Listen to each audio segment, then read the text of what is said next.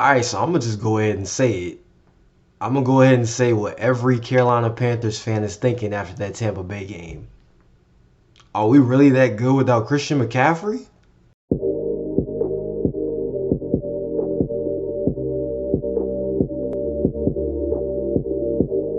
Now, don't get me wrong. I'm not gonna sit here and diss Christian McCaffrey. But Christian McCaffrey was our franchise for the last 3 years. He was one of the best running backs in the league, if not the best running back in the league when healthy. And, his contributions to this team cannot be understated. And we will definitely miss Christian McCaffrey.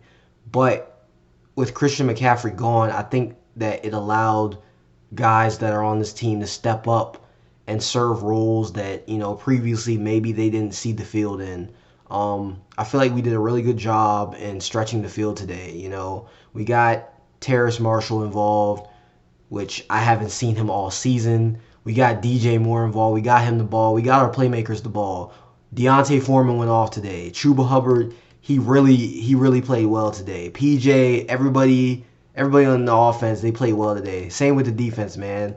They shut down Brady and that Bucks offense, man. Held them to 3 points. I really wanted to shut out, but I'll be happy with three, man. It was beautiful. It was so beautiful. I feel like we're getting back to Carolina ball, man. It's so beautiful, man. So on Thursday, the Carolina Panthers traded franchise star running back Christian McCaffrey to the San Francisco 49ers for a 2023 second rounder, third rounder, fourth rounder, and a 2024 fifth rounder. And everybody was saying, yo, the Panthers are tanking. There's no way they just traded away Christian McCaffrey, you know, especially after we traded away Robbie. But I think Robbie was more behavioral needs. I mean, after the Rams game where he exploded on the sideline, his receivers coach and Coach Wilkes sent him to the locker room. I already knew the writing was on the wall for Robbie. He was one of those Matt Rule guys that we were trying to get out, and we're trying to reset the culture, and also we got to get those guys out that aren't buying into the team. And I feel like Robbie was one of those guys that wasn't buying into the team.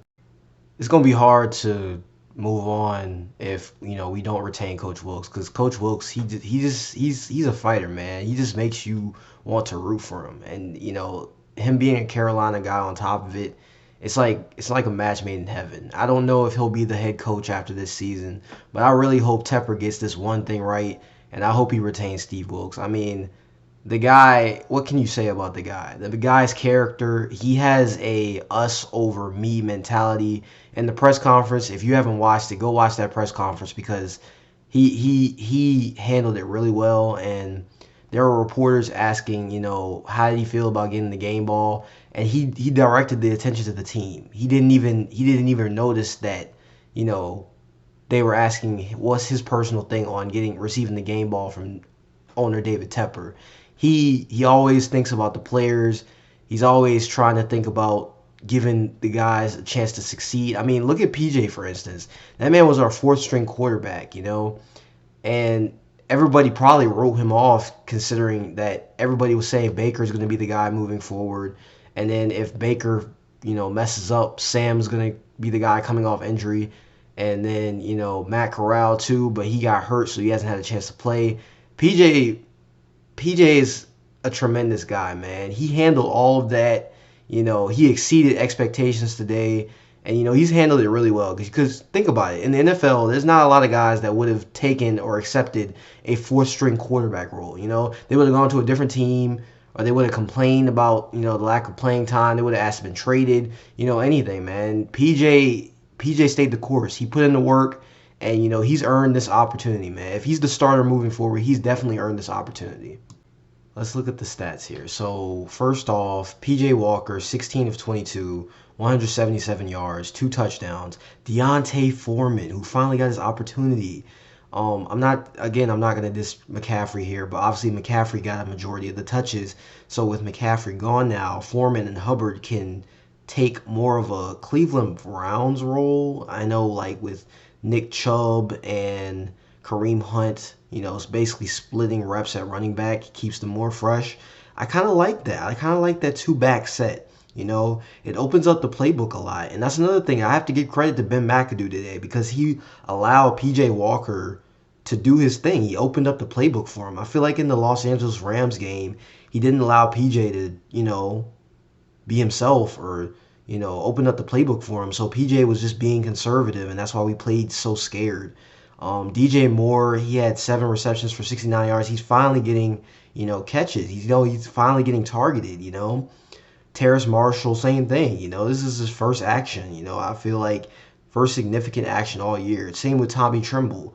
And this is important moving forward because defenses are going to have to game plan for the fact that we can move the ball around. I don't know if PJ's the guy moving forward, but if he is, then, that's something we need to consider. I don't want to get ahead of myself here, but let's just be honest here. Is the media going to give us respect for this win? I don't think so. I think the headlines are going to be more about Brady and the Bucs losing than, the Panthers playing a complete game and winning. I still think a lot of people have written us off. I'll admit, even as a Panthers fan myself, I've been skeptical at times this year. But there's still a lot of football to be played, man, and this division's up for grabs. So anybody can win on any given day, any given Sunday, any given Thursday, any given Monday. It doesn't matter. So don't count us out. The NFC South is known. I don't know if y'all have been fans for that long, but just about 7, 8 years ago, a certain Panther squad won the division going 7, 8, and 1. So I wouldn't count us out yet. We're 2-5. There's a long way to go. There's a lot of work ahead of us. But anything is possible, man. You just gotta believe, man. You gotta keep pounding, man.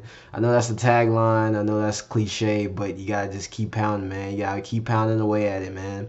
And this team is very talented. So I'm not gonna put expectations as to what they can and can't accomplish. But let's just say that we believe in these players and we believe in this coaching staff that they're gonna get it right. Panthers fans, let me know in the comments section what you think of this win. What are your expectations moving forward? Do you think we're going to improve as a team? Do you think that Coach Wilkes is the guy moving forward? Let me know in the comment section. But in the meantime, thank you for watching this video. I appreciate all the love and support that you give. And I'll catch y'all in the next one, man. Peace.